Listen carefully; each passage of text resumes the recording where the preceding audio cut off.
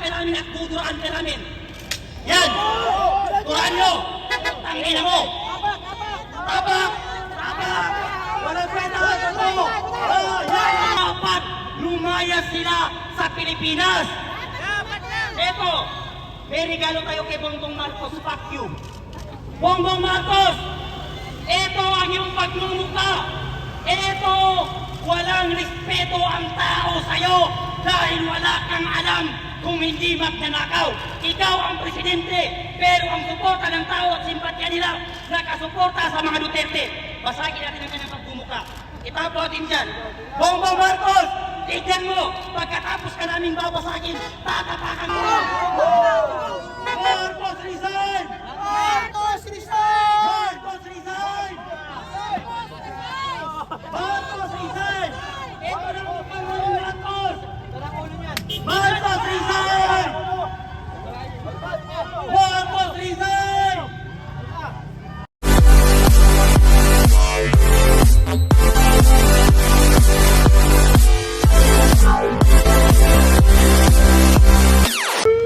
Ayan, parang inuhuli na tayo. Ano ba yun? Madampot tayo di mamaya. Yan mga kababayan ng ating panawagan! Marcos resign! Bangag ka, gago! Naghihintay ang taong bayan sa iyo, Bongbong Marcos!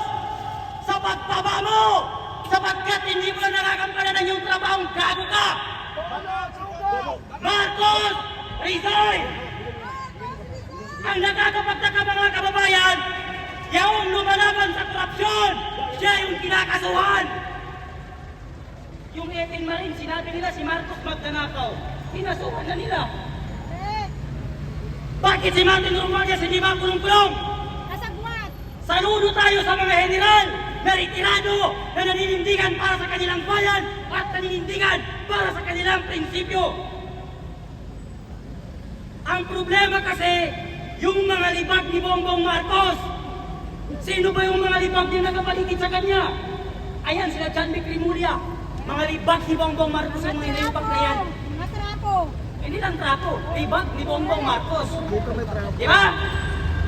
Pretending! Nag-iisang taon na po si PRRD sa ibang bansa.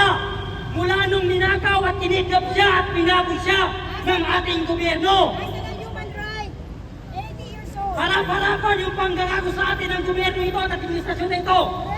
Hanggang ngayon, walang naninindigan, walang nag-iingay, walang napapanagot, walang matibay na eksplanasyon sa mamamayang Pilipino kung bakit si PRRD ay nasa ibang bansa.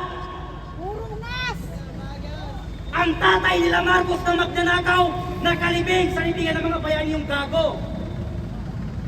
Si Era Pistrada, tamang wheelchair lang ang gago.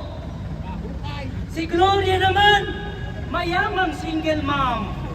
Samantala si PRRD na nagserbisyo, nagmalasakit, ipinakulong ng administrasyong bangag na ito.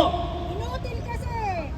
Pero, bago ang lahat mga kababayan, tayo ay maninindigan tayo hanggang sa uling hininga natin na dapat mag-resign si Marcos dahil wala siyang ginawa kung hindi magnakaw sa kaba ng taong bayan. Mainit yung pagtanggap sa kanya sa New York. Sobrang init ng pagtanggap sa kanya. Dahil yung pati yung mga foreigner nagrarally, Marcos resign sa harap mismo ng kanyang tinutuluyang hotel. Supreme Court. Papayag ba tayo na matapos ang taon na ito na hindi bababa si Marcos? Hindi sapat na bumaba lang si Bongbong Marcos.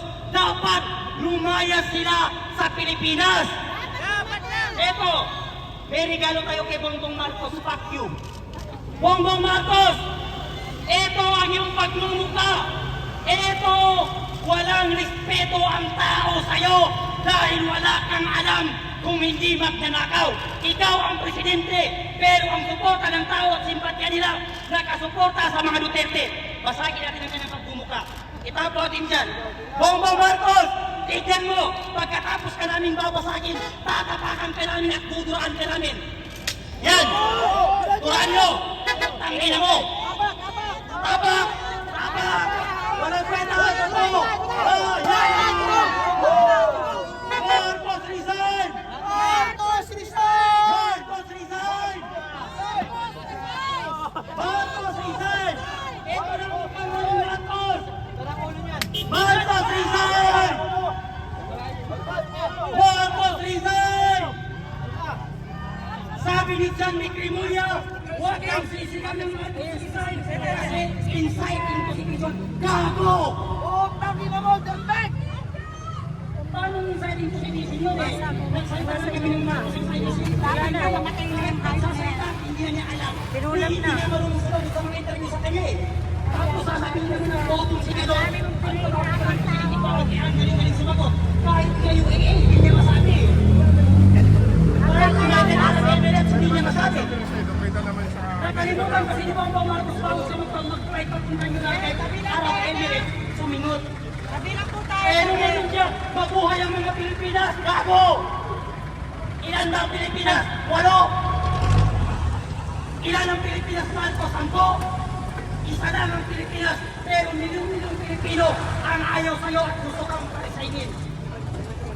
Bago tayo magtatapos sa mga kababayan, pakinggan po natin ang message ng hakbang ng maisog ng magmumula kay Atty. Vic Rodriguez. Meron po siyang mensahe sa ating mga kababayan. Ang ating minamahal na dinayang senador noong eleksyon. Atty. Sana. Yan.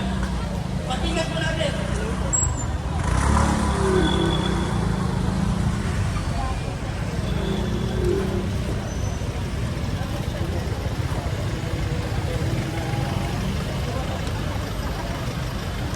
Okay lang po.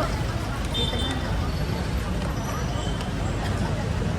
Ipagpapalit ko sa dito yung live kasi malikot. Dito ko na lang ipalit ko na lang dito sa drive time.